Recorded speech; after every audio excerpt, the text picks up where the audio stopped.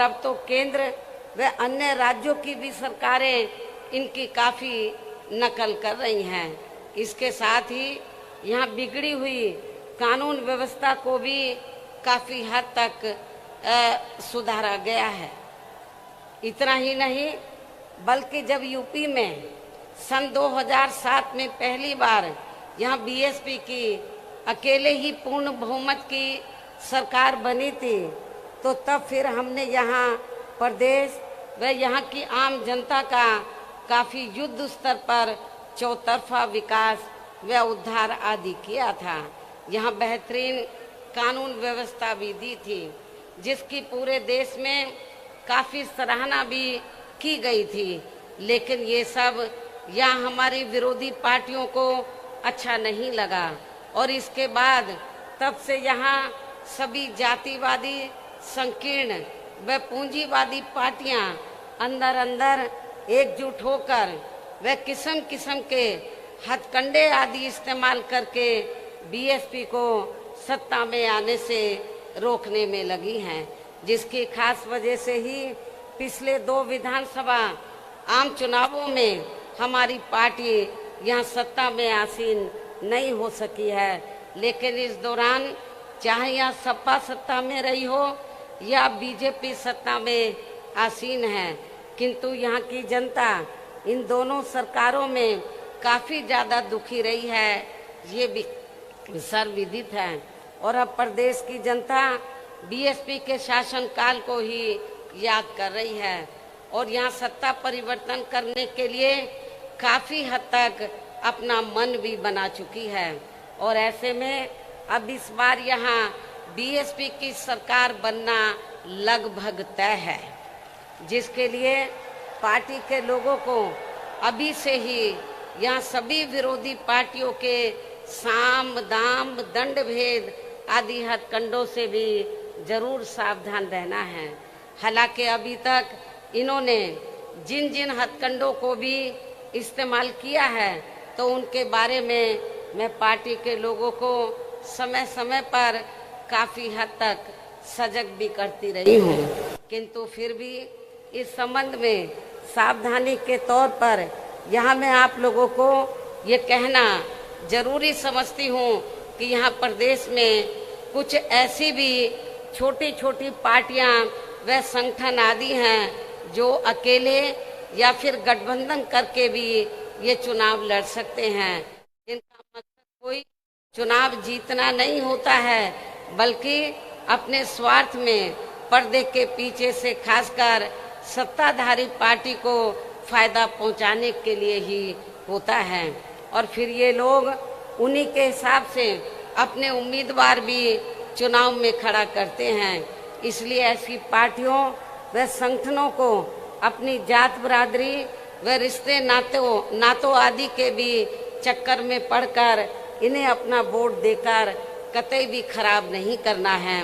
वरना फिर से यहाँ बीजेपी सत्ता में वापस आ सकती है। इसके साथ ही प्रदेश में एक पार्टी तो ऐसी भी है जो दूसरी पार्टियों के स्वार्थी व टिकटार्थी किस्म के लोगों को अपनी पार्टी में शामिल करा के अपने कुनबे व परिवार आदि को बढ़ाने में लगी रहती है, जिसके शासनकाल में यहाँ की जनता खासकर कानून व्यवस्था के मामले में काफ़ी ज़्यादा दुखी रही है। ऐसी पार्टी के बहकावे में भी आप लोगों को कतई भी नहीं आना है। इसके साथ ही चुनाव घोषित होने से कुछ समय पहले व वोट पड़ने तक भी हमारी पार्टी को नुकसान पहुंचाने के लिए या खासकर जातिवादी मीडिया या फिर बीएसपी के विरुद्ध प्रायोजित किया गया मीडिया भी बीएसपी की स्थिति को जानबूझकर काफ़ी कमज़ोर करके दर्शाता रहेगा, जिससे भी पार्टी के लोगों को बिल्कुल भी गुमराह नहीं होना है। और इस संबंध में हम जल्दी ही मुख्य चुनाव आयोग को भी एक चिट्ठी लिखेंगे कि किसी भी स्टेट में जब विधानसभा आम चुनाव का समय 6 महीने रह जाए, तो तब से लेकर वोट पड़ने तक सभी एजेंसी के सर्वे पर रोक लगनी चाहिए, ताकि उसकी आड़ में जो कुछ एजेंसी का धंधा चल रहा है तो वे बंद हो जाए तथा फिर चुनाव भी प्रभावित ना हो सके। जैसे आप लोगों को ये मालूम है कि बंगाल में जब विधानसभा का चुनाव चल रहा था तो वहाँ पर रिजल्ट आने से पहले तो सर्वे वाले तो ममता बनर्जी को बहुत पीछे दिखा रहे थे, लेकिन जब रिजल्ट आया तो उल्टा आया और जो सत्ता के सपने देख रहे थे तो वो बाहर वो उनका सपना चकनाचूर हो गया और ममता बनर्जी तो भारी बहुमत से वहाँ सत्ता में पुनः वापस आ गई। इसलिए आप लोगों को ये जो सर्वे वगैरह है इनके बहकावे में कतई नहीं आना है। इतना ही नहीं बल्कि अब तो चुनाव के नजदीक बीजेपी की केंद्र व यूपी की सरकार यहाँ अपनी पार्टी के पक्ष में हवा बनाने के लिए जिस प्रकार से सरकारी मशीनरी का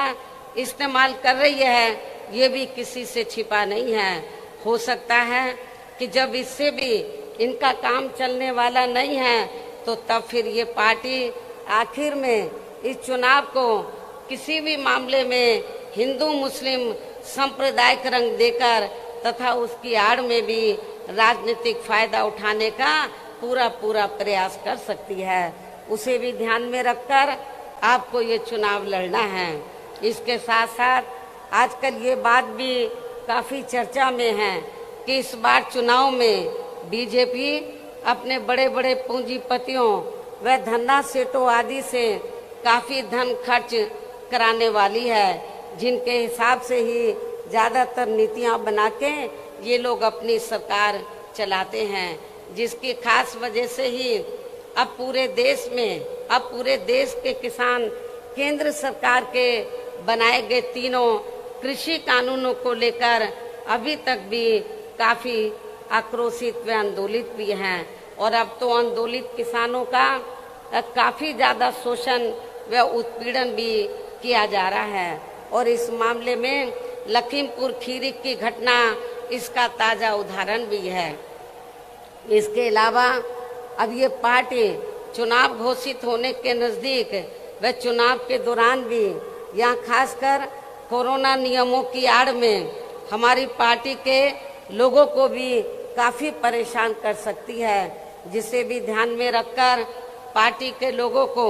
इस चुनाव में कोरोना नियमों का जरूर पालन करते रहना है। वैसे भी इस मामले में अभी सावधानी बरतते रहना ही आपके स्वास्थ्य व पार्टी के भी हित में बहुत जरूरी है। इसके साथ ही इस संदर्भ में सावधानी